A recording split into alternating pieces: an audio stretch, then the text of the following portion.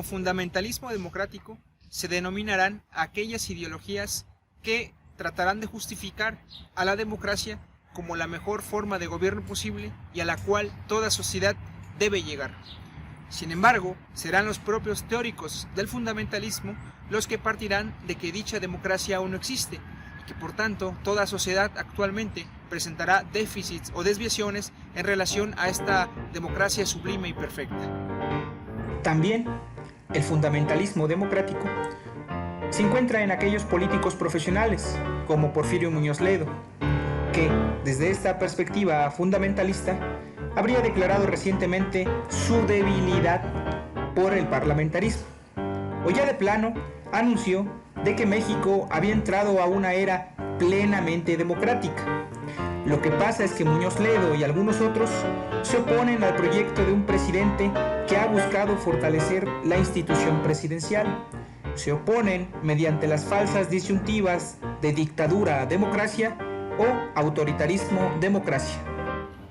En México, el fundamentalismo democrático está presente en aquellas posturas, opiniones o teorías de democratólogos, opinólogos, politólogos, que desde esta idea de democracia perfecta y sublime tratarán de justificar la existencia de instituciones como el INE, como los organismos autónomos o como la CONAPRED. También desde esta idea de la democracia sublime tratarán de decir que el objetivo último de la política será la pluralidad de partidos.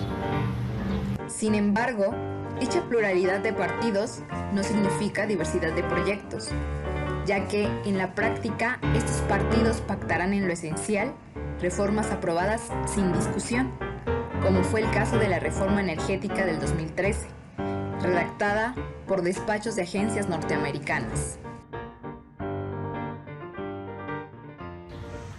Recordemos que en las elecciones presidenciales de 1988, el candidato del PRI, Carlos Salinas de Gortari, se enfrentaba al candidato del Frente Democrático Nacional, Cuauhtémoc Cárdenas Solórzano, coalición formada por exmilitantes del PRI nacionalistas y por otras agrupaciones de izquierda. Durante el desarrollo de las elecciones, los resultados computados por la Comisión Federal Electoral, en ese tiempo dependiente de la Secretaría de Gobernación, favorecían al candidato del Frente Democrático Nacional. En ese momento, el presidente Miguel de la Madrid dio la instrucción de ocultar estos resultados al público. Los mismos datos oficiales de 30,000 casillas dieron un resultado favorable para Cuauhtémoc Cárdenas, con cerca de 380,000 votos de diferencia entre este y el candidato del PRI. Sin embargo, 25,000 casillas restantes por computar no fueron presentadas al escrutinio público. Fueron los votos de estas casillas con los que la Comisión Electoral otorgaba a Carlos Salinas de Gortari el triunfo presidencial. Posteriormente, las boletas electorales de esas 25,000 casillas fueron incineradas en la Cámara de Diputados a través de un pacto entre los diputados del PRI y los diputados del PAN. Fue así como se fraguó el fraude electoral de 1988. Cabe recordar que en 1989, mientras en Baja California se reconocía el triunfo de Ernesto Rufo como gobernador del PAN, el PRD fue marginado e ignorado en todo el país. En ese sexenio, los intereses y las circunstancias políticas llevaron a Carlos Salinas de Gortari a designar directamente a 17 gobernadores sustitutos. La apertura económica, que se encargó del desmantelamiento y venta en partes de nuestra industria nacional, encontró su justificación ideológica en la democracia. Esta alianza ideológica llevó a la creación de una reforma electoral en 1969 y 1990, pactada entre el presidente de entonces, Carlos Salinas de Gortari, y la dirigencia del PAN, para la creación del Instituto Federal Electoral, en aquel entonces el IFE, y un tribunal electoral denominado TRIFE. El IFE sería el encargado de llevar la creación de los procesos o el desarrollo de los procesos electorales, y el TRIFE sería el que garantizaría la actuación del IFE dentro de los marcos de la legalidad. También se ha presentado al INE como el guardián de las elecciones. Sin embargo, hay que recordar que en 2006, en aquel entonces el IFE, permitió la intromisión ilegal del presidente Fox para impedir que llegase un candidato. Las elecciones del 2006 arrojaron una estrecha diferencia de 0.56% entre el primero y el segundo lugar, diferencia que estadísticamente no era concluyente, en unas elecciones llenas de muchísimas irregularidades. Sin embargo, el IFE argumentó que la ley no podía permitir un recuento de votos, lo cual ante la propia ley electoral era a todas luces falso. Paradójicamente, el IFE estaba empleando un argumento en contra de sus propios fundamentos.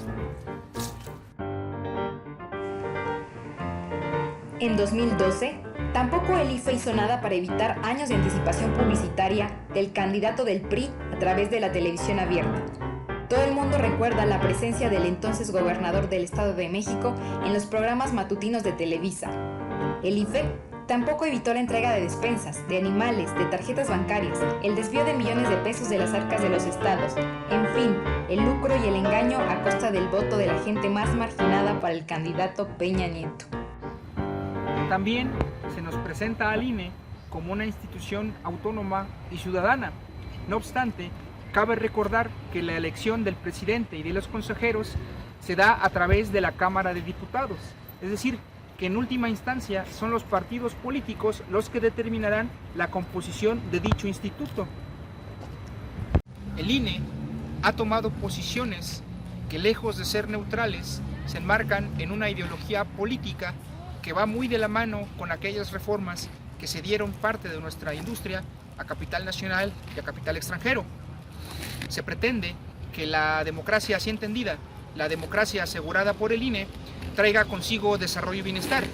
Pero lo cierto es que tanto la apertura democrática como la transición democrática consistieron en la transformación del Estado revolucionario del siglo XX en lo que actualmente es hoy, un Estado que se ha visto debilitado desde los años 90, tanto política como económicamente.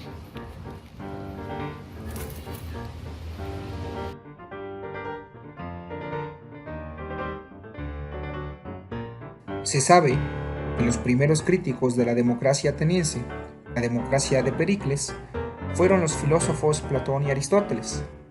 Este último clasificaría a la democracia como una forma desviada de gobierno. Actualmente, dentro de las diversas concepciones teóricas que existen, ha sido la sostenida por el filósofo Gustavo Bueno, filósofo español, la que más se apega a esta tradición racionalista para definir y diferenciar a la democracia de una forma que no sea ni idealista ni fundamentalista.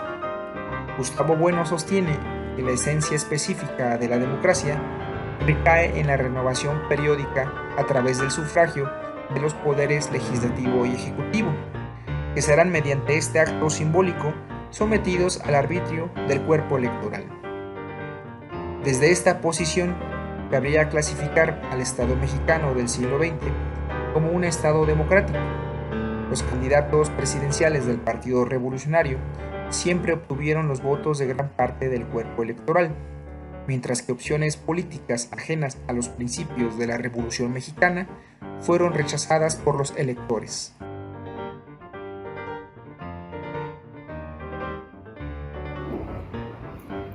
No está justificado de esa manera. Como se ha mencionado, en México siempre hubo elecciones. El problema radica en que la existencia del INE se basa en esta idea fundamentalista de la democracia, llegando al absurdo de pretender crear un cuerpo de profesionales de la democracia. Tan solo en medio de la pandemia, el INE nos cuesta a los mexicanos más de 12,000 millones de pesos.